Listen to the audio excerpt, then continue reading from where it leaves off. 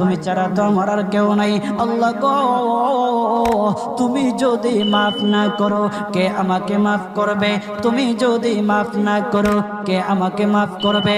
তুমি যদি আমাকে মাফ করো তাহলে তোমার কোনো দিকে কমবে না, তুমি যদি আমাকে মাফ না করো তোমার কোনো দিকে বাড়বে না।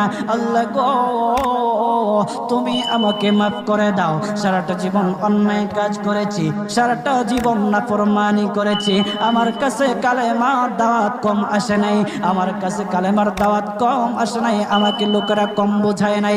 ওগো আল্লাহ, তুমি আমাকে মাফ করে দাও। মাফ না করলে কোথায় যাব, কার কাছে যাব? বাবা যখন মারে তখন মার কাছে আশ্রয় নেওয়া যায়, মা যখন প্রহার করে তখন বাবার কাছে আশ্রয় নেওয়া যায়, বাবা মা যখন প্রহার করে তখন দুনিয়ার কারো না কারো কাছে আশ্রয় নেওয়া যায়।